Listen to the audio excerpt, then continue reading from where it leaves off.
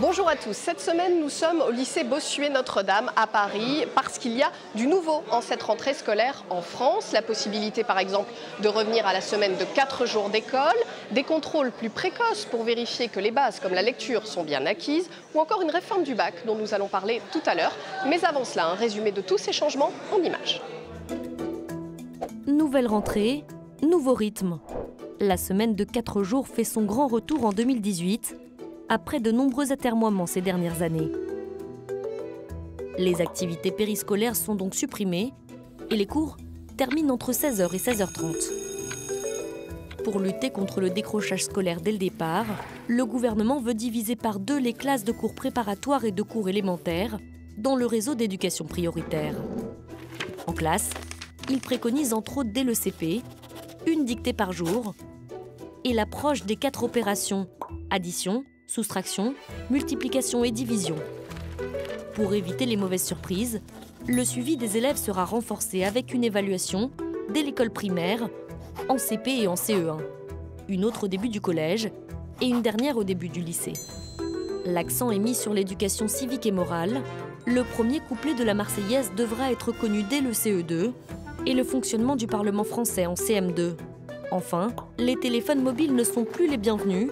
L'Assemblée nationale a voté une loi qui prévoit leur interdiction effective dans les écoles, les collèges et certains lycées dès le mois de septembre.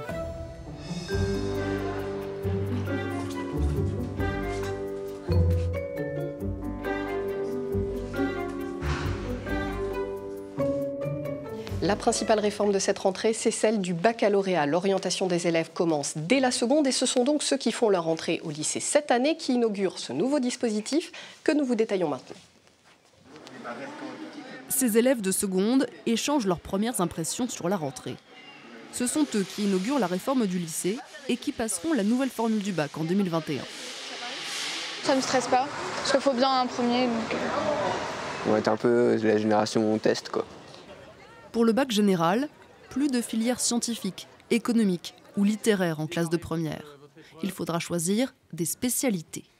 À la fin de la terminale, le nombre d'épreuves, actuellement de 7 minimum, est réduit à 4, dont un grand oral. Pour la première fois, le contrôle continu fait son apparition. Il se déroulera sur ces 2 années de lycée. Et sur ce point, les adolescents sont divisés. On ne doit jamais être relâché sur toute l'année, alors que l'épreuve finale, on pouvait... En quelque sorte, il fallait juste être sous tension les quelques derniers mois, et sinon ça allait. Moi, je pense que c'est mieux qu'il y ait un coefficient plus élevé sur le contrôle continu, parce que du coup, ça récompense le travail qu'on a fait pendant l'année. Chaque lycée organisera pour ses propres élèves des épreuves en janvier et en avril en classe de première, puis en décembre pour l'année de terminale. Pour le gouvernement, l'objectif est de simplifier et d'alléger l'organisation du bac. Mais pour le corps enseignant, c'est loin d'être le cas. Nous, on pense que c'est exactement l'inverse, puisqu'on multiplie les moments d'évaluation dans les établissements, avec tout ce que ça implique comme préparation, etc. Et donc, moins de temps d'enseignement pour les élèves. Ce système rend le bac beaucoup moins national, puisqu'on voit bien qu'avec seulement 4 épreuves terminales, une majorité des épreuves qui se déroulent dans l'établissement et qui seront identifiées comme telles. Pour certains professeurs, cette nouvelle formule va creuser les inégalités en créant un bac à plusieurs vitesses. Ils craignent que les établissements du supérieur accordent ensuite plus de valeur à un diplôme obtenu dans un lycée réputé. Et ce qui ne changera sans doute jamais, c'est que les professeurs s'appuieront toujours sur des manuels scolaires. Nous sommes justement avec Célia Rosentraub, directrice générale des éditions Hatier et présidente de l'association des éditeurs d'éducation. Célia Rosentraub, bonjour. Bonjour. Je disais qu'il y aura toujours des manuels scolaires, mais ils ne seront pas forcément imprimés. Les supports pédagogiques, ils évoluent aujourd'hui. Tout à fait, et vous avez raison de dire qu'il y a un fort attachement au manuel scolaire de la part des enseignants, des élèves et des familles.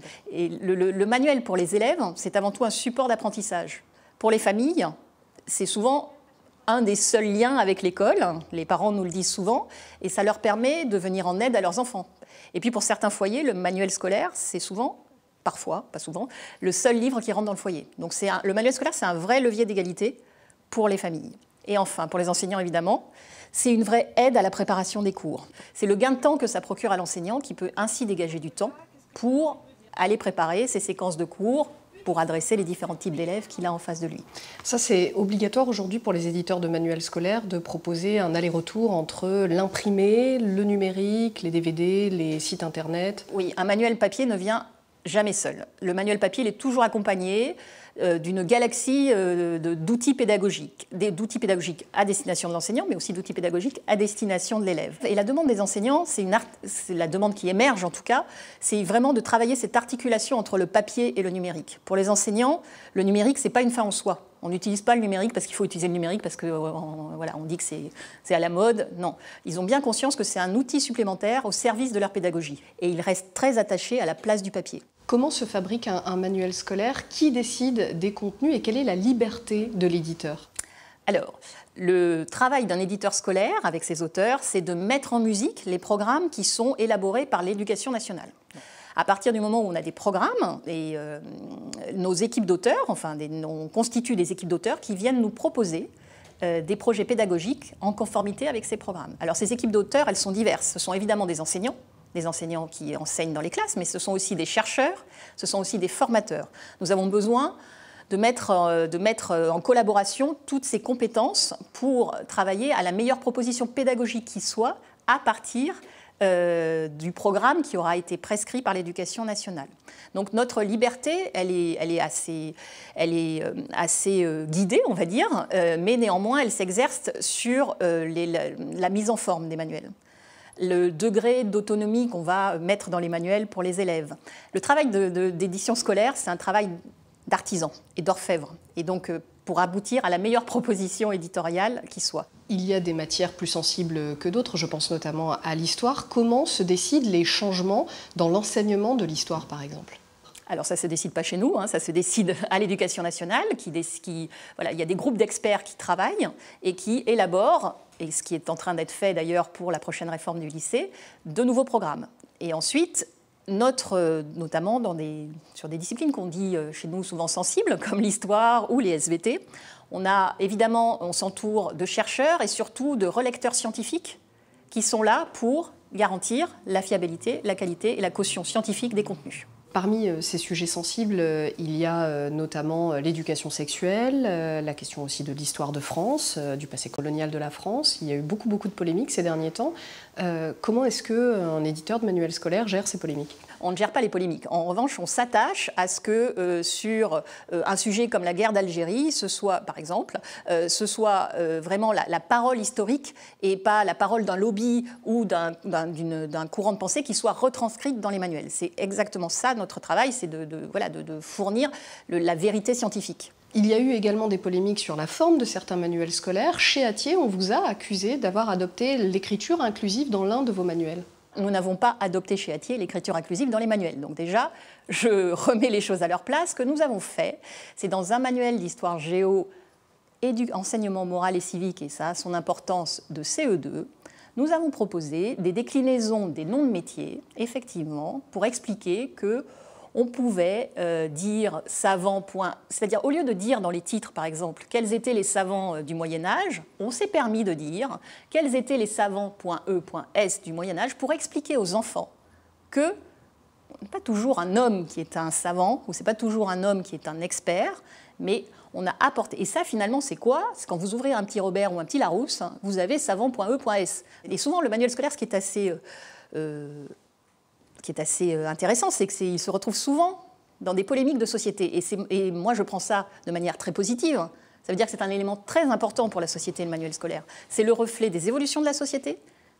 Alors, c'est vrai que de notre côté, on se pose toujours la question pour savoir est-ce qu'on doit être en avance de phase ou est-ce qu'on doit être dans la logique de la société telle qu'elle évolue. Et sur cette question-là, il nous a paru important, parce que c'était un manuel d'enseignement moral et civique, et qu'on devait traiter de l'égalité femmes-hommes, de commencer à expliquer que non, les noms de métiers n'étaient pas tout le temps masculins.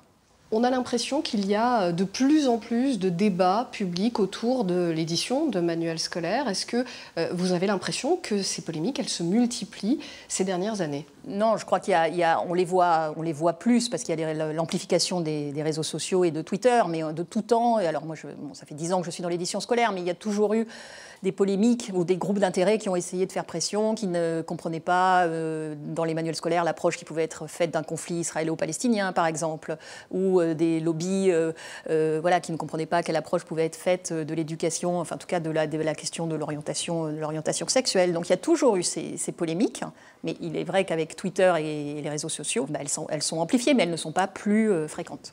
Merci beaucoup, Célia Rosentraub. Merci.